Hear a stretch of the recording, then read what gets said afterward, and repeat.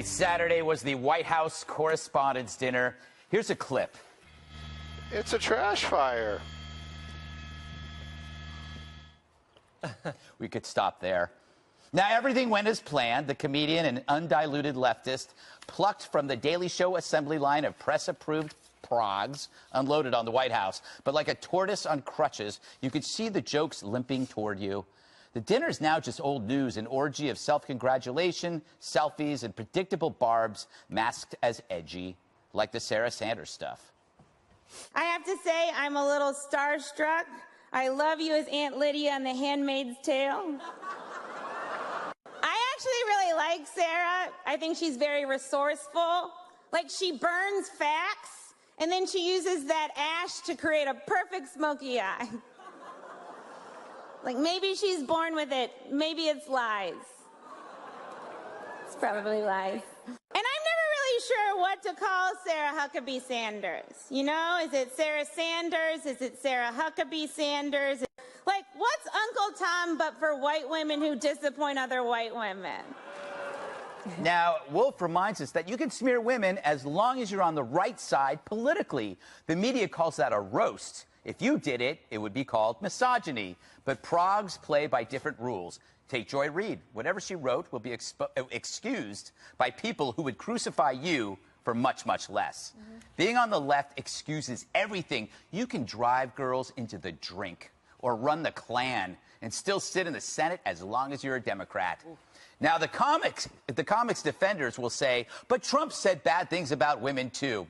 You're right. He said bad things about everyone. But if he wasn't president and Marco Rubio was, you think Michelle would be any nicer to Rubio? He's pro-life. She's this. Mike Pence is also very anti-choice. He thinks abortion is murder, which, first of all, don't knock it till you try it. And when you do try it, really knock it. You know, you got to get that baby out of there. Disgusting. Maybe that's what Brian Stelter considers brave material. Take that, unborn baby. So, yeah, Trump has said bad things, but he crushed ISIS and might just solve a 60-year-old problem called North Korea. I'll take that trade-off, even if I must listen to really bad jokes once a year. So should you. Kimberly, I go to you because I believe you feel strongly about this topic. Am I correct? Yes, because you were monitoring me all weekend and my tweets. Yes, so yes. You are correct. Yes, I was outside your house. Okay. You can see into the future. All right, so I have to tell you something. I felt that this was so mean-spirited that it wasn't anything that was, like, comedic about it. There was nothing to be gained for her saying these type of things that were directly targeted at Sarah Sanders. I think the majority of what she had to say went against her. This isn't advancing women. This isn't even advancing the First Amendment. This is just proffering cruelty. And I think if you were sitting in a chair like that, to listen to that, and everybody, basically, some people, I guess, left, etc., but to allow her to even to continue to go on in this way, I thought it was absolutely terrible. I didn't attend it. You know, we were all invited. We didn't go. Well, you went. I think you're the only one of the five of us, right? Okay. And so Juan will say what his personal experience was being there and actually listening to in the room. Sometimes it's a little different. But at home, and I rewatched it so many times, and I felt so sad for her. It's just one of those things, and Sarah conducted herself, beautifully and really handled herself well to sit there and listen to these things so mean-spirited.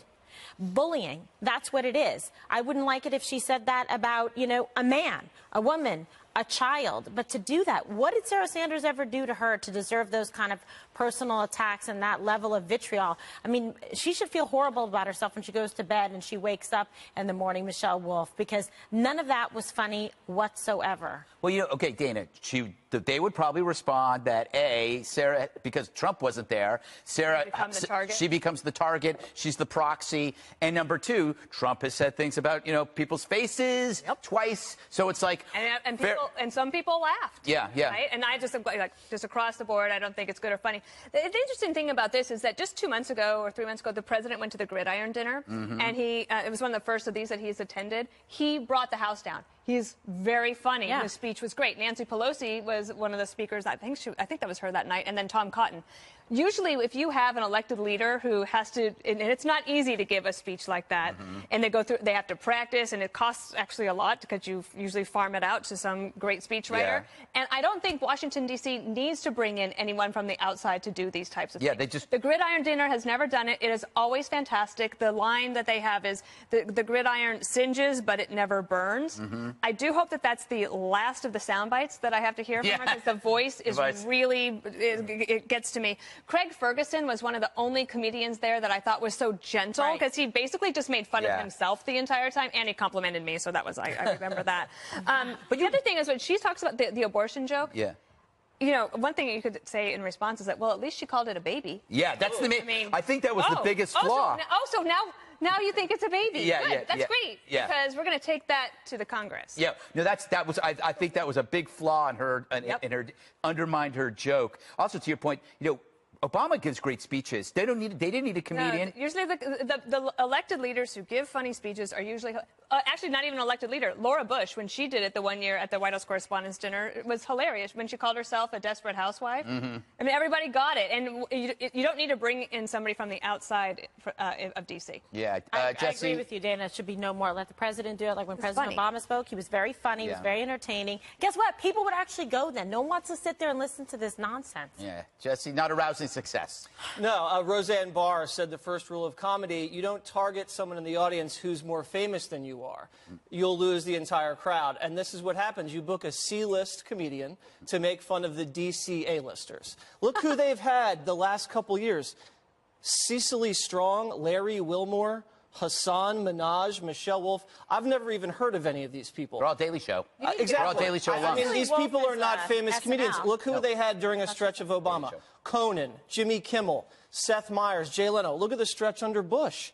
Colbert, Cedric the Entertainer, Jay Leno, Drew Carroll, well, you know what Daryl they would Hammond. say is they'd say that Colbert actually ended up with a primetime late night show partly because of that performance against George W. his career. Bush. So in that case, I blame the White House Correspondents Association for him. But let's be honest, the delivery was terrible. It was average material.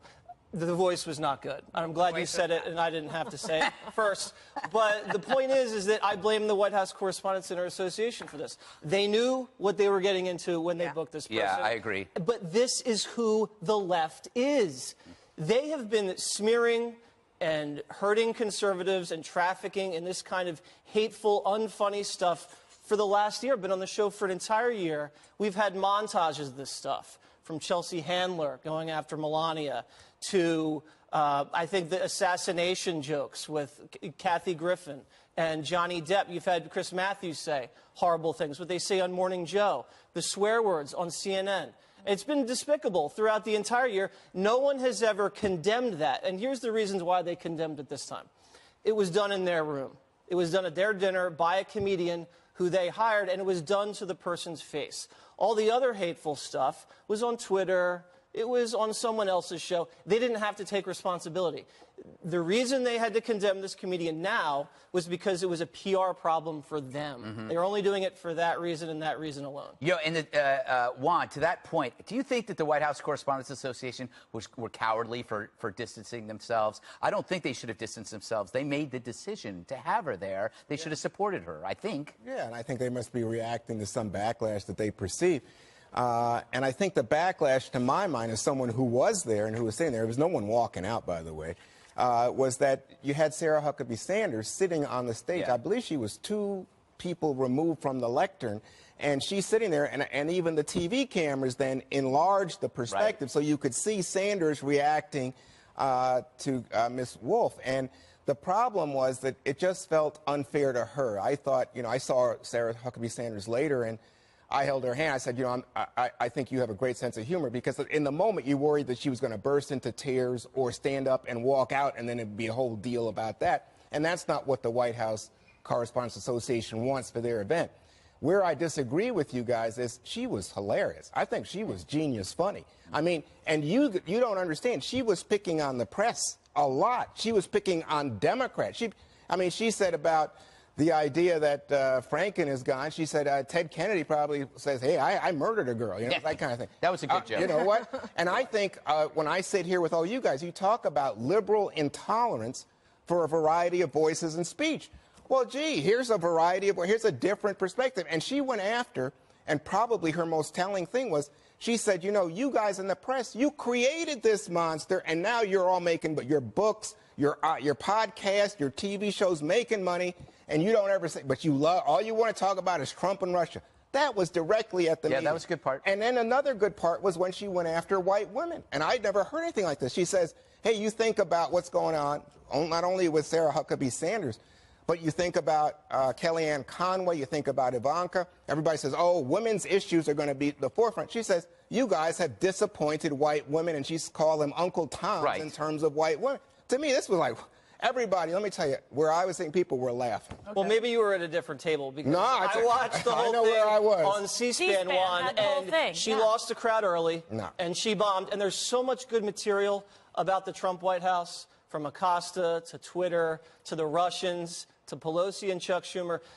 It's so easy to make a nice, even clean joke. Majority of this stuff was very dirty, and I can handle dirty jokes. Everybody there can handle dirty jokes. Yeah, I think it takes more talent to be clean. Almost everything was filthy. All right. And if you can be mean, but the jokes have to land. Well, I don't think those jokes You know landed. what that is? Jesse's saying that he can do it, but the president said he wants Greg to do it. And Speaking of which, I think we have a tweet here. You know, Donald Trump had a suggestion how to make the night better, and it was the so-called comedian really bombed. Greg Gutfeld should host next year. So I am saying yes to the challenge. I will host next year, but not there. We have to do a counter dinner. Maybe do it for police widows. The money goes there, and then Trump has to go to that instead of That's that. a good challenge. So Trump, I will take you up on this offer, and I'm going to do this. But it has to be a different event at the same time, different charities, and it'll still be a roast, but it'll be a gentle roast. Better check. You might have a rally scheduled.